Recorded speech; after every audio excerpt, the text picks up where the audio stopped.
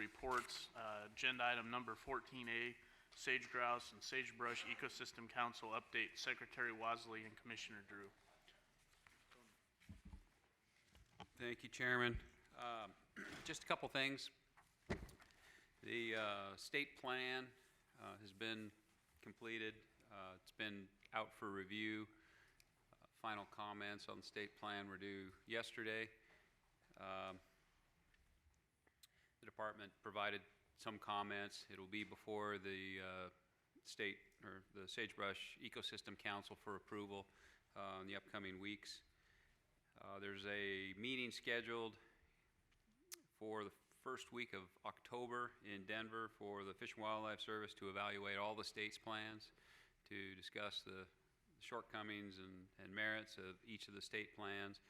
In November, there's an International Sage Grouse Symposium in Salt Lake, primarily focused at local area working groups, private landowners, kind of an educational opportunity and how they can proactively address some of the habitat needs. Also, I think it may have been the past meeting, I presented some preliminary data relative to elk attendance and production. It was preliminary at that time. I'd like to expound on it a little bit just to correct the record. The lek count data obtained from TrendLex provide the best representation of the population trends, and the leks are counted multiple times each year and have an extended record of data available for them over several years. The average male attendance obtained from the subset of leks, which was 221 leks in 2014, was 22.5 males per lek. Represented a 21% increase from 2013, was still 18% below the long-term average as measured from 1965 to 2013, which has an average of 27.3 males per lek. Somewhat surprisingly, production measured as the number of chicks per hen was estimated at 1.67 in 2013, and it was a substantial improvement over the 2012 production, which was 0.73.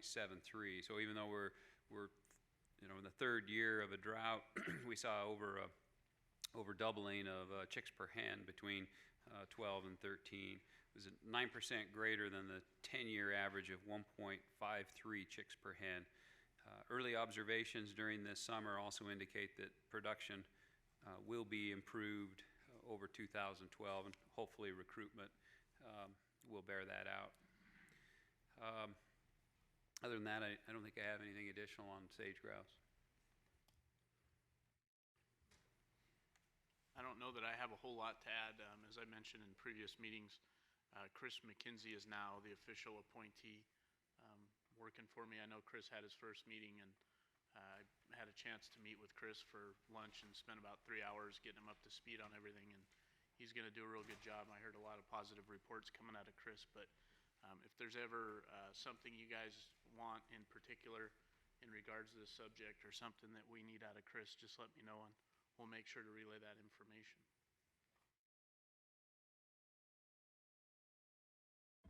Any commissioner comments or questions at this point? This is an informational item, so seeing none, I'll move to item 14B, litigation report, Senior Deputy Attorney General David Newton. Thank you, Mr. Chairman. The litigation report is in your materials. I don't know if you have any questions, but if you do, I'm happy to answer. Questions for Mr. Newton at this point? Okay. Again, informational item. Seeing no questions from the board, I will move into 14C, Department Activity Report, Secretary Tony Wasley. Thank you, Mr. Chairman. I'll try to hit some of the highlights. I would like to welcome our new Game Division Administrator, Brian Wakeling, who started this week. I know several of you had the opportunity to meet him through our field trip yesterday. We're really excited to have Brian on staff with the knowledge and expertise that he brings, with the years and years of experience that he had in Arizona. So he hit the ground running Monday. We've had several meetings, interviewed predator staff specialist this week and a commission meeting this weekend, so he's had a pretty busy first week. But you'll be seeing more of him, and as game issues come before the commission, he'll be taking the helm on a lot of those issues. Quick update on bears. Commissioner McNitch mentioned the TRPA meeting earlier today. TRPA was lobbied to explore the options of a basin-wide trash ordinance to try to deal with some of the nuisance bear issues. They pretty much kicked it to the curb. It's kind of a strange scenario where several different municipalities, from Incline Village to TRPA to Washoe County and the department, everybody has different areas that they can regulate. There is no one entity that can, in and of themselves, solve the problem.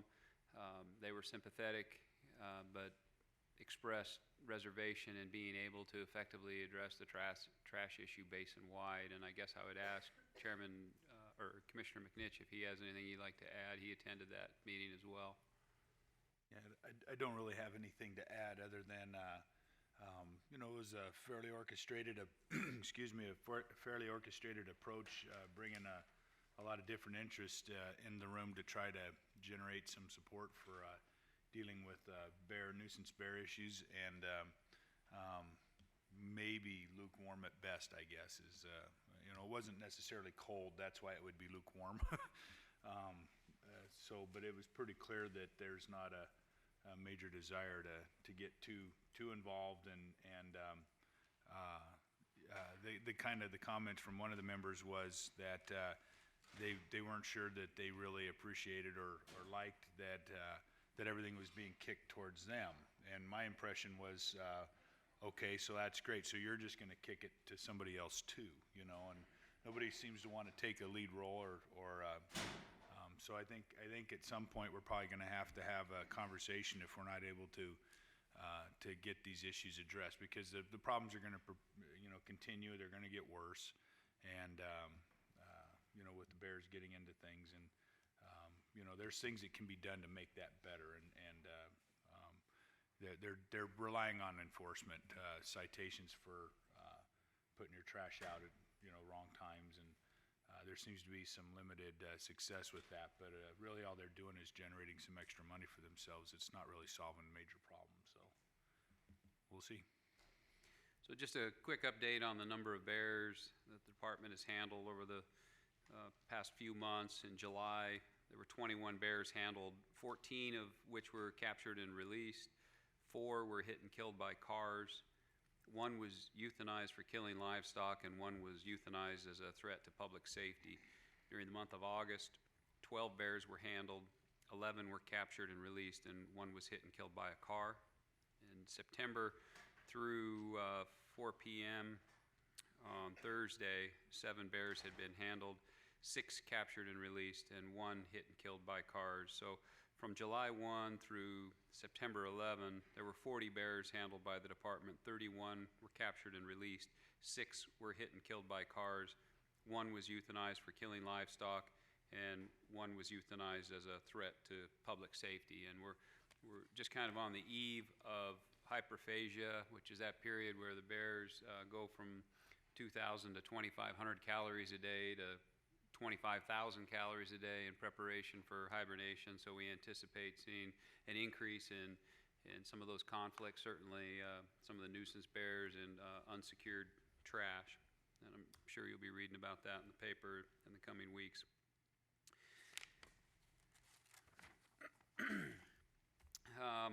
In the conservation education arena, the Western Region teamed up with the Wild Sheep Foundation and the Rocky Mountain Elk Foundation a couple weekends ago at the Youth Outdoor Experience in Calf Camp in Carson City. There was 185 kids in attendance and 145 adults. Fisheries in Fallon, the August meeting, I believe we reported some preliminary results on the presence of quagga DNA at South Fork Reservoir. We've since resampled that several times, and so far all the subsequent samples have come up negative.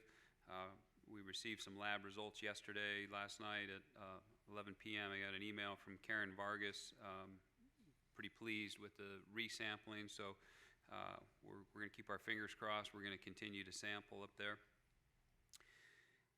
Western Region staff have received multiple reports of dead and dying trout at Squaw Creek Reservoir. The reservoir is at capacity, but we've experienced late summer trout die-offs in past years, likely due to high temperature and low dissolved oxygen.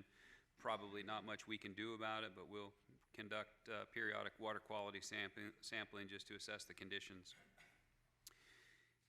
Northern Nevada reservoir renovation projects are proceeding nicely, probably benefited by the dry conditions this year. Work at Boulder Reservoir in northern Washoe County has been completed, and it should refill with water this year. And the reconstruction of Jiggs Reservoir near Elko to deepen and repair the dam is moving on schedule, and we anticipate it could be back online as early as next spring. A few highlights from law enforcement. Northern Washoe County has had 2 doe antelope killed on buck tags, been handled with misdemeanor citations. One was a rifle hunter, another archery. Fines and civil penalties were kept to a minimum because they were both self-reported. Bears have been an ongoing issue, but since the hiring of Cooper Munson as a seasonal bear tech, it's taken a huge amount of pressure off the Sierra Front game wardens, freeing them up to do some other things and venture out on some other patrols. Eastern Region game wardens recently completed a successful prosecution for an antelope killed in the wrong unit during 2013 season. Sentencing included a sizable fine and forfeiture. Southern Region game wardens have been busy with boating season. 6 Nevada accidents have resulted in 8 fatalities, all of which drowned after voluntarily leaving their vessels, swimming from the boat without a flotation device. Nevada wardens have also assisted with 3 fatal accidents on the Arizona side. One was a trauma fatality, and the other 2 drowned after voluntarily leaving their vessels without flotation devices. Operation Game Thief Citizens Board, 501c3 nonprofit corporation, pays the rewards to citizens who report wildlife crime and where a conviction is obtained. The OGT board recently paid $800 to 3 citizens for their part in obtaining convictions on 2 individuals that were convinced of the unlawful killing of a mule deer and 1 individual for an overlimit of fish.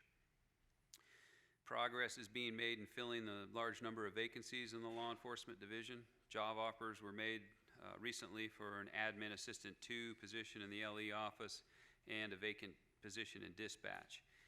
Internal announcement went out for field game warden positions. Some of you may have seen the press release that went out in seeking candidates for seven warden positions presently vacant around the state. From the diversity division, NDOW staff continues to work with Fish and Wildlife Service, the BLM, Clark County, and the Animal Foundation for proper disposition and responsible management of unwanted pet desert tortoises in Clark County. NDOW and the Fish and Wildlife Service and local adoption group in Southern Nevada are holding sterilization clinics in Las Vegas. Perry, our veterinarian, provided a great deal of assistance in those clinics and has trained local veterinarians in the technique. We've seen a significant decrease in the number of unwanted pet tortoises being turned over to the Animal Foundation. That's been declining significantly for several years now. We're adopting a lot of those animals out in northern Nevada, so we feel that we're making significant progress there. The Wildlife Diversity Division staff continues to coordinate with the BLM and the Fish and Wildlife Service through the Technical Advisory Committee that oversees wildlife issues related to the operation of the Spring Valley Wind Project east of Ely. That's where we have 66 wind turbines in close proximity to Rose Cave, which supports over 1 million migrating bats during the late summer period. No golden eagle mortalities have been recorded this year to date, and the bat mortalities are also currently below the threshold and below the numbers from last year. Habitat Division, the Bald Mountain Mine draft EIS should be released to the public by the end of this month. Construction has begun on the new Steptoe Wildlife Management Area residence. Although the fire season hasn't really taken off or hit us too bad yet, the fire rehabilitation coordination effort has already begun on those fires that have occurred. The monsoonal moisture received down in this part of the state has precluded the need for emergency water hauls to desert bighorn sheep, particularly in the muddies and bears.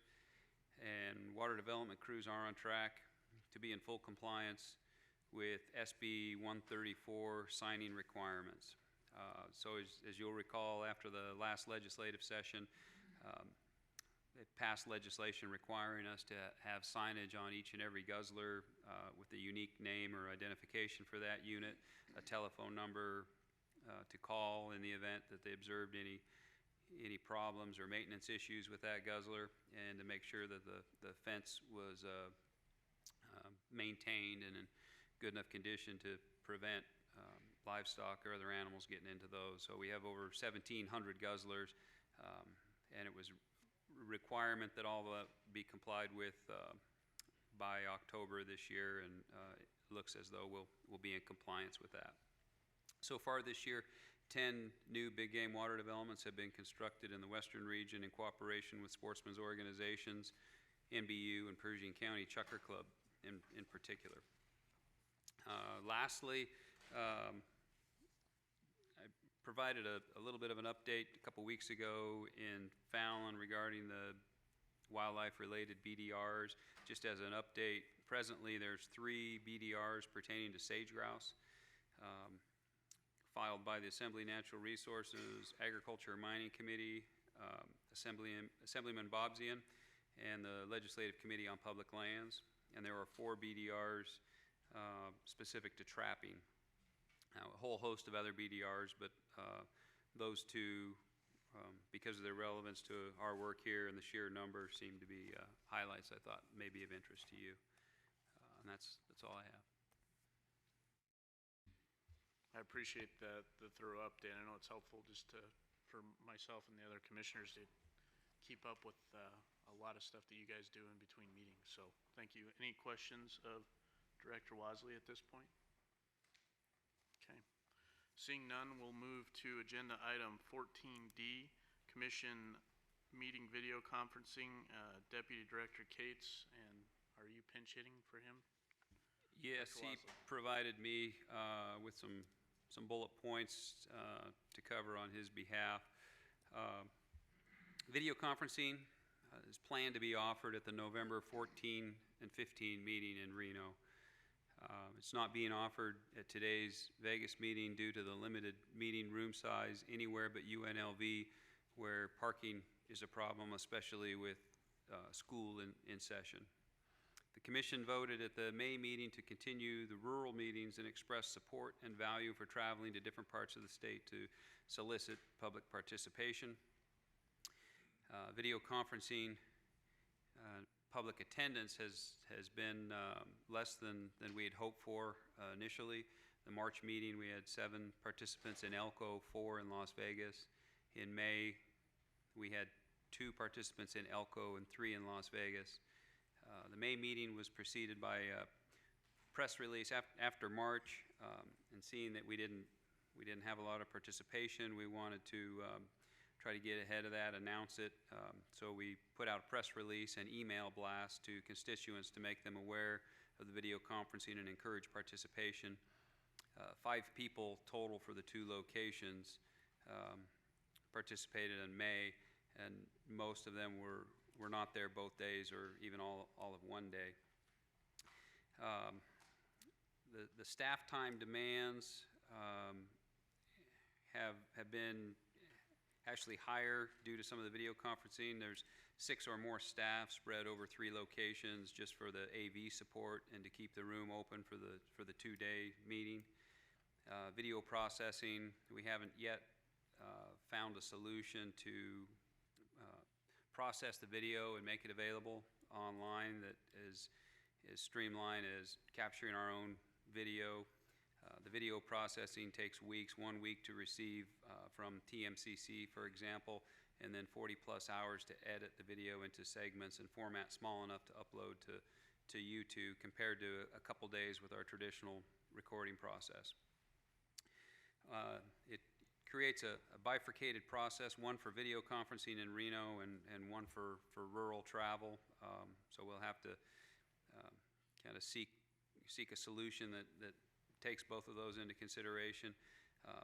Two systems is very costly in staff time, straining our resources. Sustainability is a question. Multiple recording formats make consolidated processes for tools such as Granicus impossible to implement, the recording, streaming, and agenda posting system used by the legislature in Elko County, among others. So there are some inconsistencies between the facilities that offer it that make the implementation of a consistent format across the state somewhat challenging, and also providing it in a format that fits into our current process in terms of putting it online for others to see.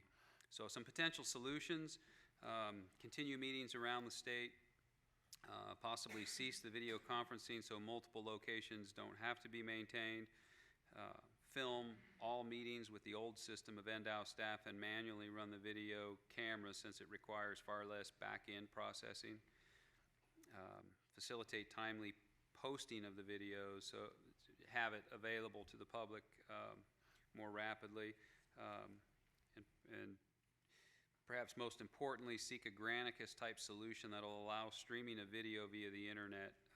If people can watch the meetings live, it may meet some of the desire for participation, although I don't know that it would get there completely, because I think the idea is that people have a desire to participate and provide comment. Though we're looking at specific options, we should be able to live stream any meeting at any location so long as a high-speed internet connection is available. And then the last potential solution is to facilitate online public comment prior to meetings. So try to get online public comment that can then be captured prior to the meeting and read into the record or presented as part of the record. So I'd be happy to try to answer any questions. Commissioner Lane. I guess what I want to hear is that we continue to provide video conferencing, at least from Reno, Las Vegas meetings, and I guess Elko was the other area that we were trying to provide video conferencing, although I guess not. I think it was just from, right now we're just providing it from Reno and Las Vegas, is that correct?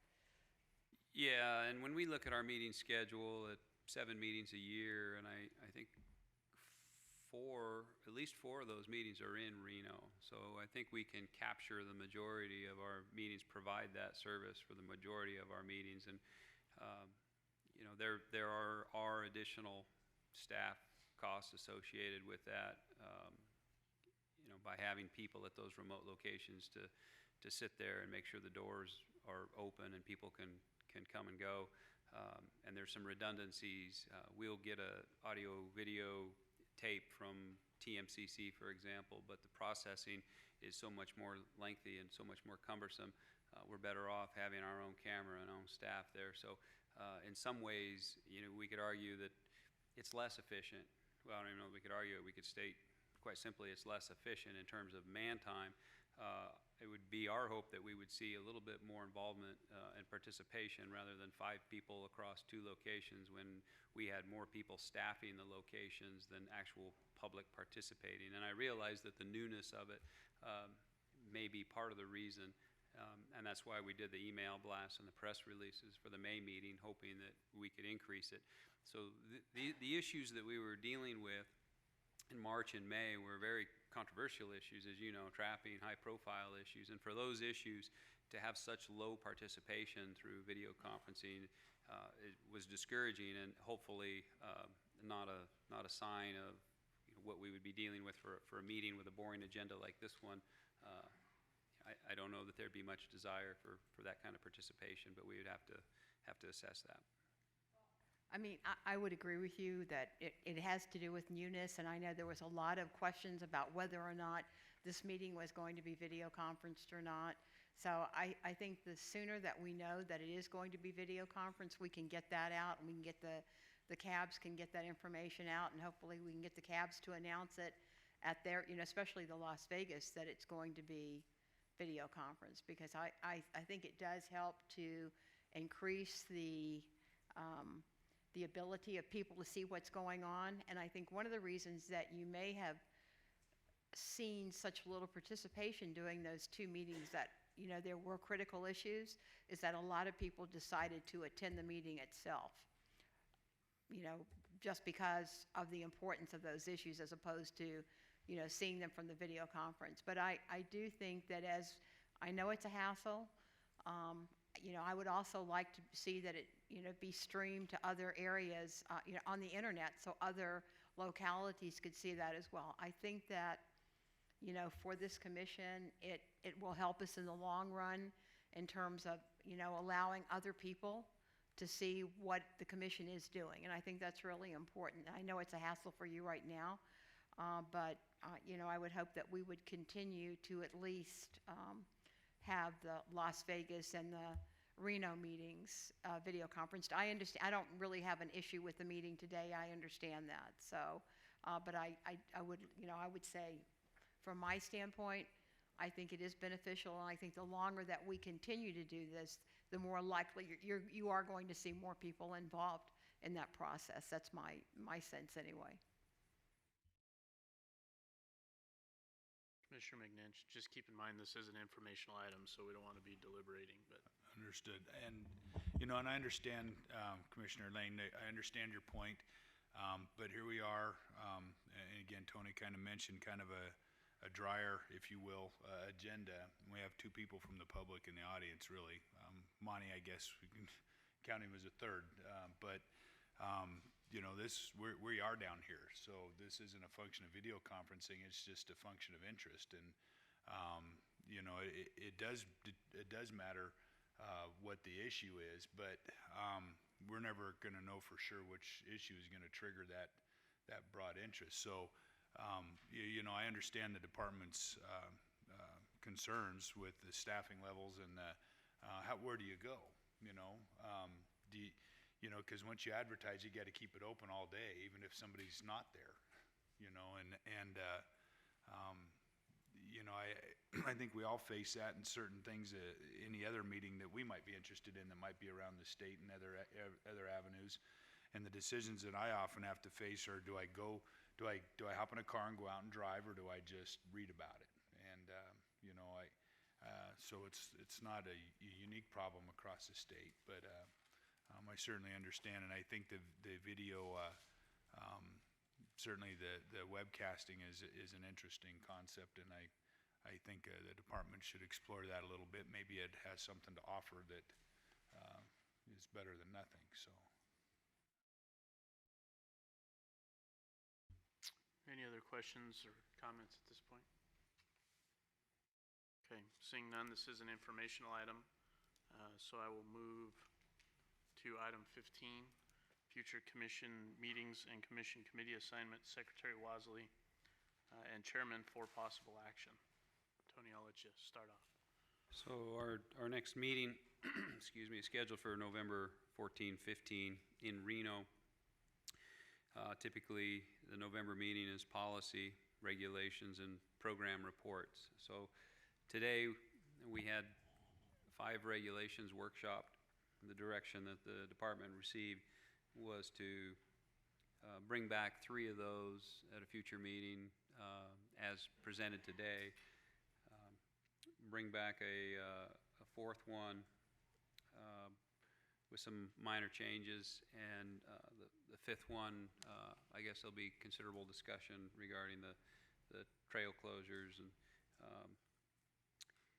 also the direction provided to the department by the commission was to try to take a stab at drafting a regulation specific to the elk arbitration process, and revising or rewriting the current regulation, the 502-42283, into something that brings that process back to the commission and gives the commission adequate flexibility to deal with that, consistent with the discussion today. A couple other items that I had jotted down that there was an expressed desire to learn maybe what some of the other adjacent states were doing relative to trapper education. If that's the desire of the commission, we can certainly look at that and bring some of that information forward. And we can also answer some of the questions. We can kind of look at an analysis of individuals purchasing trapping licenses to see how many new people might be coming into the system each year, and maybe direct some of the help frame up some of those discussions. I don't have much else for an agenda. I don't know if Suzanne has anything further. All right. It may not hurt to get an informational report in terms of what surrounding states are doing, both for trapper education and public education of trapping. I don't know that we're at a point to bring it back as an action item, but I think it would be good just to have the discussion on what's going on in some of those other states. There were several CAB items. I think most of those can probably be taken care of with follow-up questions offline, although the one question that has come up, and I know it's been an issue in our neck of the woods because I think 2 of the 3 CABs that I've attended in the last 4 or 5 months have had this on multiple agendas, is the Lahontan cutthroat trout with Lake Tahoe. And I don't know if that's something that's ripe for a presentation or an invitation to U.S. Fish and Wildlife, but something we should keep on the radar, especially since it is up in the north this time. The only other thing I would say is if we're already scheduled for video conference, I would ask that we proceed in that manner, since it's already set up for that upcoming meeting. And I understand that there are some issues associated with that, and I plan to talk with staff and vet some of the potentials on that going forward. But I would like, especially with a couple of the Clark County specific items that we talked today, that we workshopped, being on the agenda, I would like to see video conference for November. So if there is a concern with having any of the discussions that we had today, I'd love to hear it from the commissioner or the public comment when I open it up. But we had very few changes on most of those, so I don't see a problem with processing those in Reno in November. And then the only other thing I would point out regarding the main commission meetings is, we did have a good field tour yesterday. So if other commissioners or CABs have ideas on things that they'd like to see when we're in a particular region, please let me know, and I'll work with Tony, and we'll see if we can work it out. And it might take us a couple months to put something together, make sure it's seasonally appropriate as well as geography. But I'm all ears. I think it helps interface with the staff, see what the department does on an implementation side on a day-to-day basis. So if anyone has ideas on things we should be taking a look at when we're in your neck of the woods, I'm all ears. And the same goes for, I know Director Wasley's done a good job of asking staff to prepare updates and reports.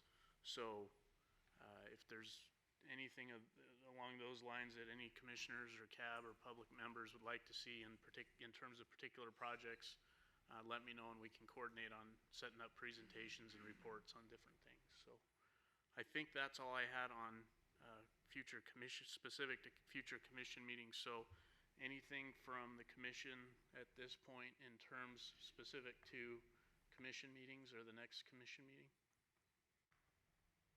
Okay. Seeing none, I'm just going to briefly address committee assignments. Obviously, with the election today and the fact that we're still missing one member, I do need to take a look at the committee list and see where we stand, see what the immediate needs might be in terms of committees going forward. So I'll probably ask you guys offline.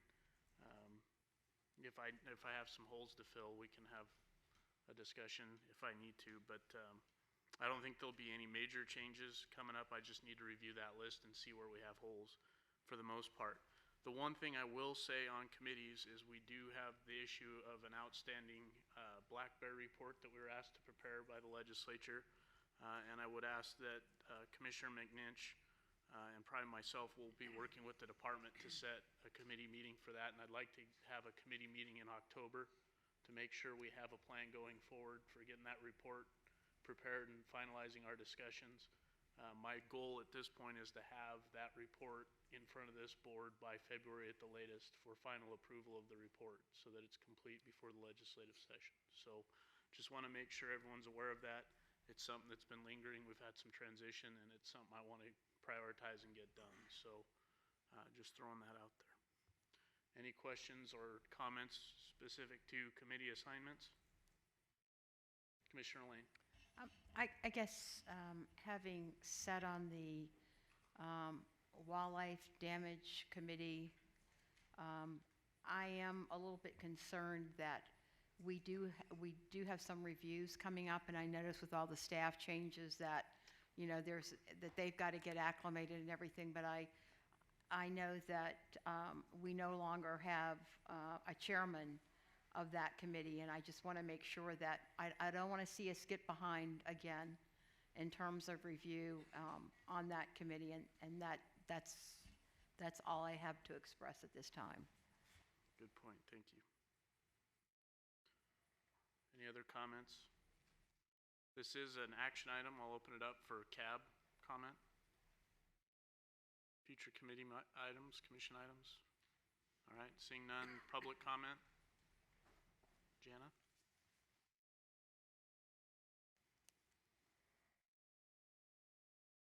For the record, Jana Wright, Clark County. When you assign your committee assignments, at one time there was discussion about not having public members or perhaps not even CAB members, maybe just have committees consisting of 3 commissioners. I hope something like that is still on the table. Thank you. Any other discussion? Stephanie? Stephanie Myers, Lee Canyon. I would just second what Jana has to say. Committee members, especially trapping committee members, should be made up of you guys and not public citizens. Thank you. Okay, thank you for the input. Any other public comment on agenda item 15? All right, seeing none, I'll bring it back to the commission. I don't think there's a need for formal action at this point. Any other questions, comments? All right, seeing none, we'll move to item number 16. This is our public comment period. So if there's something you want to speak on that hasn't been on the agenda or is otherwise on your mind, this is your time to address it. Mr. Chair, Commission, Jana Wright, thank you for moving forward with video conferencing in November. I am one of those people who did attend both the March and the May meetings and would plan on continuing to attend any video conferencing available on your commission meetings. I've learned a lot, and I find that when it's real time, it just really is good for me. If the commission decides that they're going to 86 video conferencing, please look at live streaming as mentioned. At least in real time you can watch. And I do compliment the department on posting the videos in much quicker fashion than they had in the past. Commissioner Lane brought up, and I had mentioned to her about Policy 23. There was a lot of work put into that policy and deadlines, and we were supposed to have in September a committee meeting and a report to the commission, and I understand why we don't. But I am curious on page 6 of Policy 23, there was a deadline for reports to be sent to the department. So I'm hoping we're on track there where those departs are in the department's hands. We just aren't seeing them yet. And that's it. Thank you. Thank you, Stephanie. Stephanie Myers, Lee Canyon. I'd like to second what Jana said about video conferencing. There are several members of the Northern Nevada contingent who really wanted to speak today, but travel is prohibitive, and they can't do it, and I can't just go up to Reno any old time. It would seem like video conferencing could be perhaps piggybacked with other agencies or something to make it so that it's feasible for at least between Reno and Las Vegas, and I thank Director Wasley for his continued efforts to make sure that that happens. The only second comment that I'd like to make is that and I perhaps heard wrong, but I thought I heard Director Wasley say something about trapper education having to do only with new trappers, and I hope that I was mistaken and that anyone applying for a trapping license would have to be taking the trapper education. As I understand it, what you're doing now is looking at what other states are going to do, and then someone's going to come back to us and tell us what's happening in that so that it's a continuing thing. Thank you very much. Thank you, Stephanie. Additional public comment. I believe the comment that Director Wasley had was getting us some numbers on the number of new licensees. So I think that was the... Yeah, thank you, Chairman. Just to provide information to the discussion, as we're talking about the objectives, I think it would be important to know how many new trappers are coming into the system annually versus existing trappers, and it might change the objectives associated with the education. Any other public comment? Seeing none, the commission will stand adjourned until November. Thank you, everybody.